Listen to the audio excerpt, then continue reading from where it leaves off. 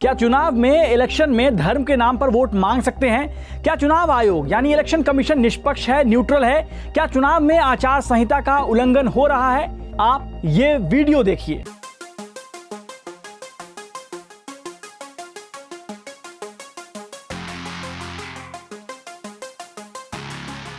अब आप ये बयान सुनिए। जो एमसीसी वायलेशंस किस प्रकार की हो सकती हैं? I mean statements which should inspire rather than divide, issue based campaign हो, hate speeches, religious speeches, campaigning के दौरान please don't try to cross the red line। सवाल यह है कि क्या चुनावी कैंपेन में अभी लिमिट क्रॉस नहीं हुई है और कितनी लिमिट क्रॉस होना बाकी है जिस पर चुनाव आयोग एक्शन ले सके। जय श्री राम। धार्मिक नारे, पोस्टर, धर्म के नाम पर वोट बदस्तूर जारी हैं, लेकिन चुनाव आयोग हैदराबाद की बीजेपी उम्मीदवार माधवी लता के चलाए अदृश्य तीर की तरह शायद अदृश्य हो गया है। इसलिए हम पूछ रहे हैं, जनाब ऐसे कैसे? वीडियो आगे देखने से पहले आपसे एक अपील है, क्विंट के मेंबर बने ताकि हम इस तरह की इन्वेस्टिगेटिव और बढ़िया जर्नलिज्म कर सके।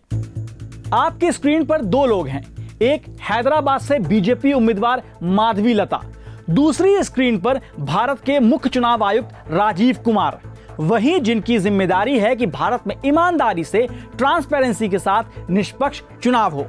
तेलंगाना के हैदराबाद में रामनवमी के मौके पर बीजेपी की कैंडिडेट माधवी लता ने एक काल्पनिक तीर चलाया। जब वो ऐसा कर रही थी तब ये सब कैमरे पर रिकॉर्ड हो रहा था। जैसे ही उन्होंने धनुष चलाने का एक्शन किया, कैमरा घूमता है, सामने मस्जिद है। अब माधवी लता तर्क दे रही हैं कि ये अधूरा वीडियो है और ऐसे वीडियो के कारण भी अगर किसी की भावनाएं आहत होती हैं तो मैं माफी मांगना चाहूंगी, क्योंकि मैं सभी का सम्मान करती हूं। उन्होंने एक न्यूज एजेंसी से बातचीत में पहले तर्क दिया कि मैंने रामनवमी के मौके पर आसमान की ओर एक अदृश्य तीर चलाया था। मैंने एक बिल्डिंग की ओर इशारा करके तीर छोड़ा था, फिर इसमें मस्जिद कहां से आ गई? अब माधवी लता पर धार्मिक भावनाएं आहत करने के आरोप में पुलिस ने एफआईआर दर्ज की है, जिसके बाद माधवी लता ने कहा है, ये एक त्योहार का माहौल था, मेरे मोबाइल और बाकियों के मोबाइल में भी ये रिकॉर्ड हुआ है, लेकिन उस फ्रेम में मस्जिद नहीं थी। ये हास्यास्पद है कि अगर मैं मुसलमानों के खिलाफ होती तो मैं रमजान में हुए हजरत अली साहब के जुलूस में भाग क्यों लेती? मैंने अपने हाथों से कई लोगों को खाना बांटा है। कुछ लोग अपने गंदे सोशल मीडिया पोस्ट के जरिए मुझे निशाना बनाना चाहते हैं। खैर, माधवी लता और उनकी पार्टी धर्म के नाम पर कैसे वोट मांग रही हैं, उस पर आगे बात जरूर करेंगे, लेकिन पहले सवाल चुनाव आयोग से। क्या चुनाव आयोग के संज्ञान में ये वीडियो नहीं आया है? क्या ये मॉडल कोड ऑफ कंडक्ट का वायलेशन नहीं है? जिन्हें पता नहीं उन्हें बता दें कि स्वतंत्र और निष्पक्ष चुनाव के लिए चुनाव आयोग ने कुछ नियम बनाए हैं। इन नियमों को ही आचार संहिता यानी मॉडल कोड ऑफ कंडक्ट कहा जाता है। अगर कोई राजनीतिक दल या उम्मीदवार आचार संहिता के उल्लंघन का दोषी पाया जाता है तो चुनाव आयोग उनके खिलाफ नियमानुसार कार्रवाई कर सकता है। इनमें दोषी के चुनाव लड़ने पर पाबंदी तक लग सकता है। चुनाव आयोग आपराधिक मुकदमा दर्ज करवा सकता है। अब आप अपनी स्क्रीन पर चुनाव आयोग के नियम पढ़िए। कोई भी पार्टी या उम्मीदवार किसी भी ऐसी गतिविधि में शामिल नहीं होगा जो मौजूदा मतभेदों को बढ़ा सकती है या आपसी नफरत पैदा करा सकती है, या अलग अलग जातियों और समुदायों, धार्मिक या भाषा बोलने वालों के बीच तनाव पैदा कर सकती है। वोट हासिल करने के लिए जाति या सांप्रदाय की भावनाओं के आधार पर कोई अपील नहीं की जाएगी।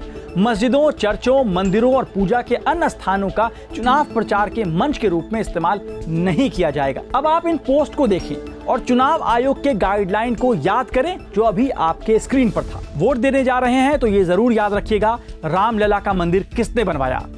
अररिया में सनातन का परचम लहराता रहे, इसलिए सांसद श्री प्रदीप कुमार सिंह जी को चुने। रामलला नवनिर्मित भव्य व दिव्य मंदिर विराजे। अब अयोध्या को विश्व भर में आस्था के केंद्र के रूप में विकसित करेंगे। हैशटैग फिर एक बार मोदी सरकार। एक और तस्वीर देखिए।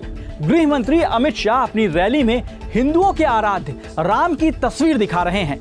प्रधानमंत्री असम में अपनी रैली में जय श्री राम और राम लक्ष्मण जानकी, जय बोलो हनुमान की का नारा लगाते हैं। जय जय श्री राम। राम लक्ष्मण जानकी, जय बोलो हनुमान की। सवाल यह है कि क्या राम मंदिर किसी राजनीतिक दल ने बनवाया है या हिंदुओं के चंदे से बना है? राम मंदिर पर फैसला बीजेपी के कहने पर आया या सुप्रीम कोर्ट ने इस पर फैसला सुनाया था?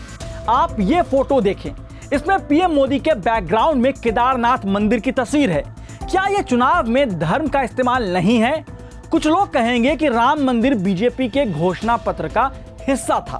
तो ऐसे लोग जान लें कि साल 2017 में 5 राज्यों के विधानसभा चुनावों से ठीक पहले सुप्रीम कोर्ट ने एक अहम फैसला दिया था, जिसमें कहा गया था कि देश भर में कहीं भी धर्म, नस्ल, जाति, समुदाय या भाषा के आधार पर वोट नहीं मांग सकते हैं। अगर इन आधारों पर वोट मांगने के लिए अपील की जाती है तो उस उम्मीदवार का चुनाव रद्द कर दिया जाएगा। 4-3 के बहुमत से 7 जजों की संविधान पीठ ने यह फैसला दिया था।